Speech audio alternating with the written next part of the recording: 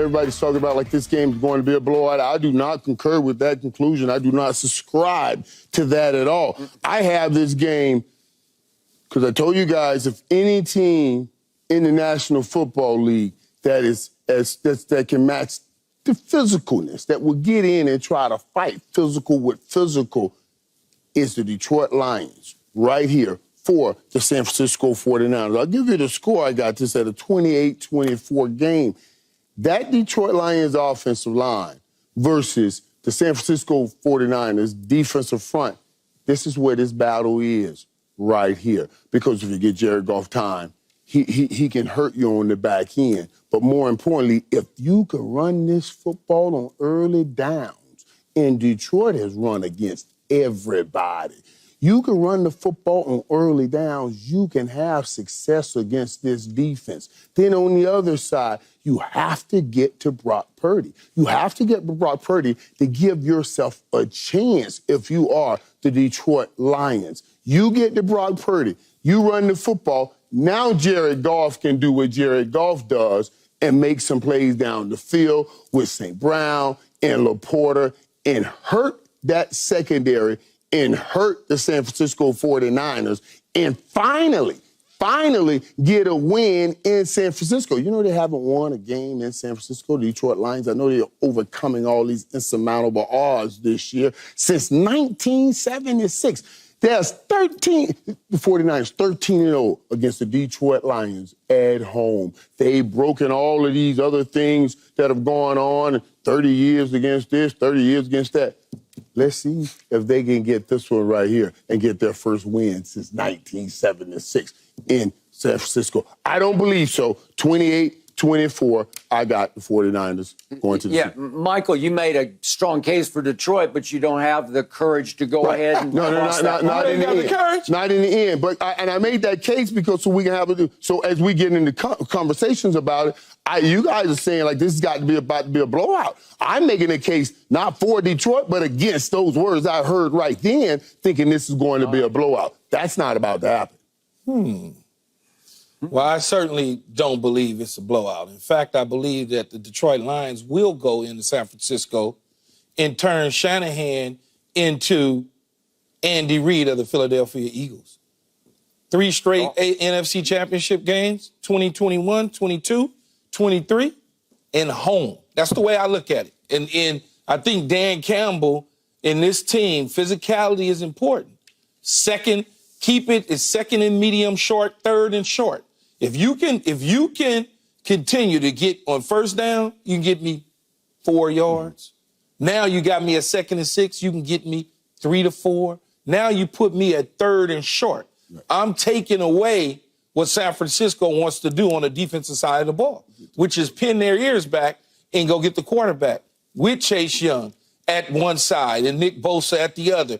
Well, when you start to see that take shape, you now got to combat that with the running game like Michael's talking about to slow things down. And if you get ahead, which, again, this question still comes up for me, double-digit deficit.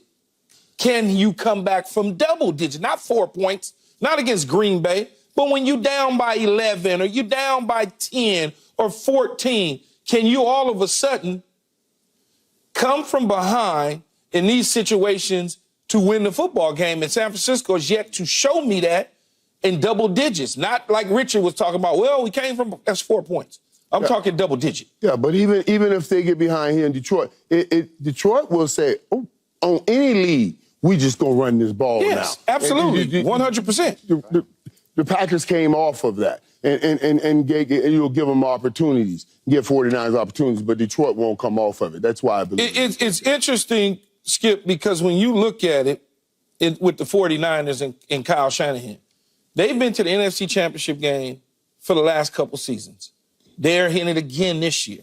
So that pressure to advance beyond the NFC Championship game and get to the Super Bowl so that I'm not Andy Reid of the Philadelphia Eagles going every single year, but can't get over the hump, can't finish the deal, will certainly be in the back of the minds of that head coach. I guarantee you that. That Atlanta Falcons debacle against the New England Patriots is certainly in the back of his mind. That Super Bowl loss to the Kansas City Chiefs is certainly in the back of the mind of the coach. So it'll be interesting to see how Shanahan combats Aaron Glenn on the defensive side, defensive coordinator for the Detroit Lions, and Dan Campbell, the head coach. How do they combat each other? How do we play this chess match to make sure that our team doesn't get put in this situation? And Jared Goff, if he wins and advances his team, he'd be the 5th starting quarterback to lead 2 teams to a Super Bowl.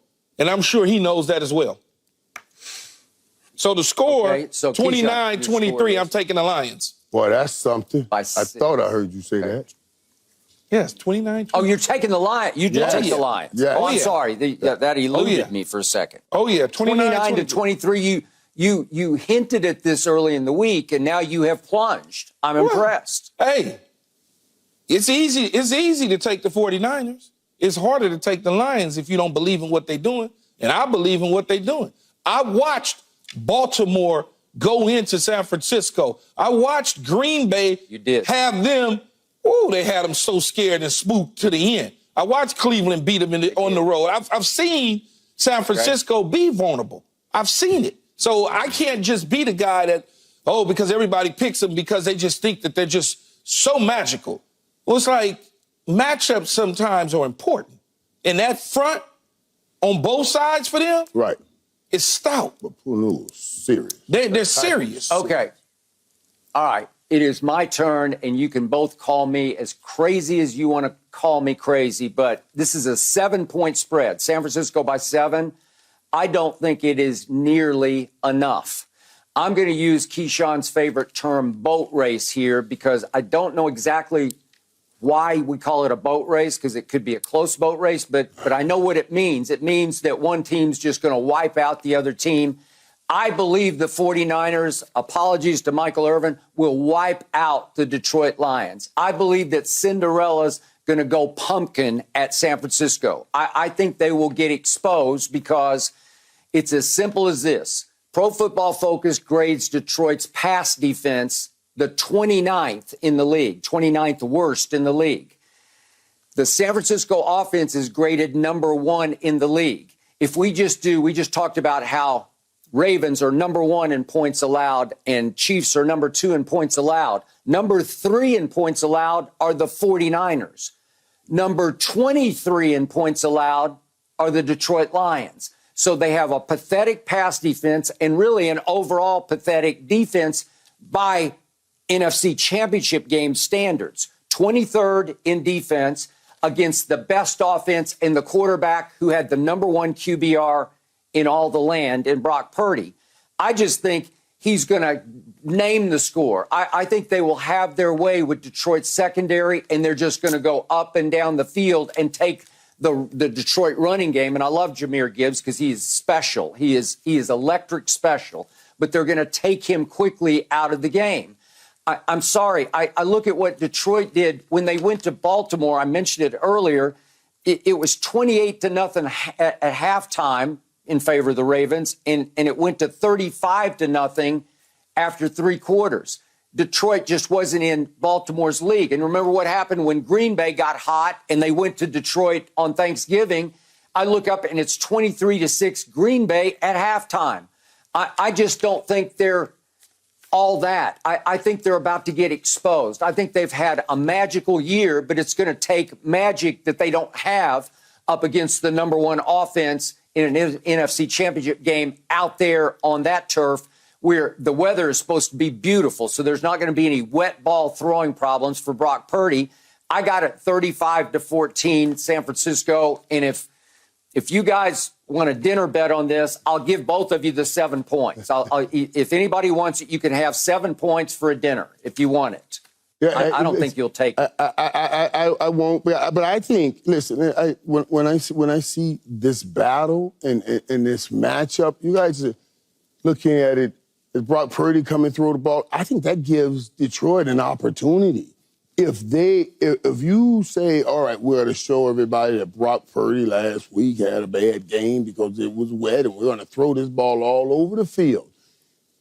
You just gave Detroit an opportunity. That's the opportunity they need because all they need is a few turnovers in this game to pull away, to have an opportunity at winning this game. If they get 2 turnovers from Brock Purdy and they can run the football, they'll walk away with a win here. So they have to be careful throwing that ball all over the field, Skip, because I think that puts it in the way. Not only that, Brock Purdy has not played in an NFC Championship game. Don't tell me last year he played, because he didn't play. He got hurt.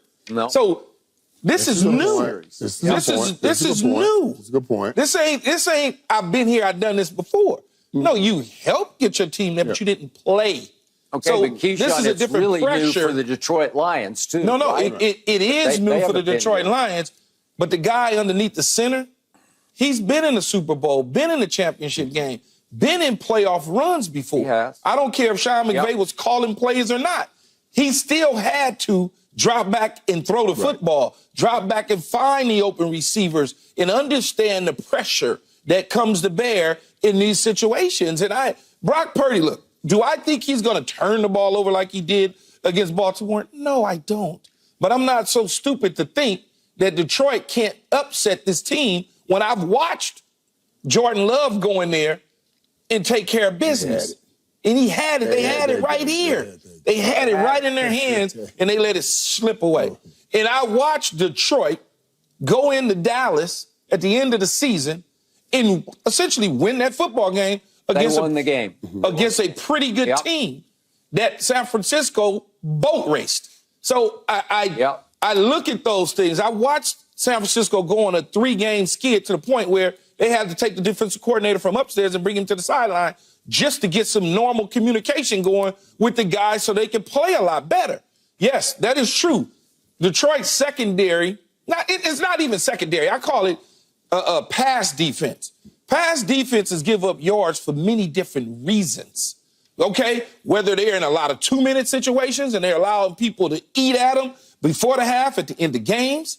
That's how you can't just look at the numbers and go, well, Pro Football Focus says that they're the worst pass defense just based on the numbers, because from personal experience, I played against teams that had horrible pass defenses because of the numbers. But when you actually played against them, it wasn't like that. It was not like that. So I would caution you, Skip, at looking at the numbers and just saying, oh, okay, because matchups are so important. It's so important in the designs and the schemes and things of that nature on that back end. What are the fronts? What is Hutchinson's and those guys doing to get to Brock Purdy? Are they allowing him to have more time? Are they getting empty statistics because before the half you're in 2 minutes, and at the end of the games, the teams that they're playing in 2 minutes? So it takes it a little off balance, Skip. I remember when we were looking at some numbers, and I was looking at the problem for the Dallas Cowboys, the movement on offense, because Dallas gets lost in eye candy. And, San Francisco, Miami, Detroit were the top teams with movement on offense. San Francisco does a lot of that to confuse defenses, confuse Dallas, have people running wide open. But Detroit is used to this. They're used to all of the movement because they run a lot of movement on their offense. This is going to be a battle, a physical football battle. Not one of these systems beating a system where everybody's running out of place. This is going to be a man going up against a man, a physical football battle that I believe Detroit will be in that game because they bite kneecaps. But I just don't think they'll have enough to win that game.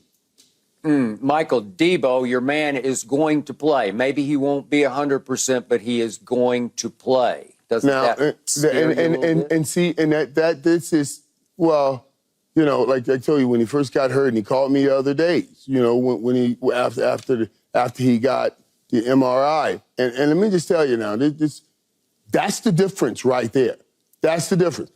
If Debo is not anywhere near around on the football field, I may have gone ahead and picked Detroit, because he's got to bring that attitude for what they're about to face, for what they are about to go up against. That war cry that they do walking out with him and Trent with the music. But that's a war cry. That's saying we're coming for war, coming for battle. That matters. Dallas, they walked out. All I heard was Cliques. Man, ain't nobody talking about no Dallas, man. I didn't hear You just war got to cry. figure out how to I'm slide just them saying, into the conversation. I'm just telling you, Dallas war been cries over with matter. 2 weeks ago. I'm just telling you they matter, Skip. Man, they been I at ain't home 2 thinking weeks about now. him. War cry matter, and having that fella started God. will matter. Dallas and they been over need with for 2 Debo. weeks, I'm Skip. talking about Debo Samuel. Can I talk You about brought Debo? Dallas in I'm it. just saying, I was just making sure so I can show people how Nobody important Debo wants to is. hear about the Cowboys right now. Using it as an example. And you keep bringing them up, Keyshawn. He brought them up. That's right. Oh, my goodness. You keep bringing them up. So I love Skip the delivering. final He's point killing spread it. that we have today, it just went up to 7.5, and my bet stands. You have the rest of the show to take it or leave it, whatever you want. I'll give each of you, both of you, 7.5 in Detroit if you want it for a dinner. If you've got any guts at all to put your dinner where your mouth is, I have a it's dinner on the table. I have a dinner bet already with Richard Sherman for this weekend that Lamar will win the MVP, and he says not so. I don't think he took that. No, he took it. No, he took it. Did he? Yes, he did. Oh, it was Co. He wanted Co with Christian. Yeah, he's trying to get a co going. Okay. Too late, All right, buddy. all right. Okay. So, All right, in a moment, we got to talk about this because the Carolina Panthers have hired Dave Canales. It came to that? Wow. No mercy, no mercy, no mercy. Thanks for watching, Undisputed fans. Do you want more highlights from the show? Make sure to click that subscribe button for all the exclusive content from Undisputed.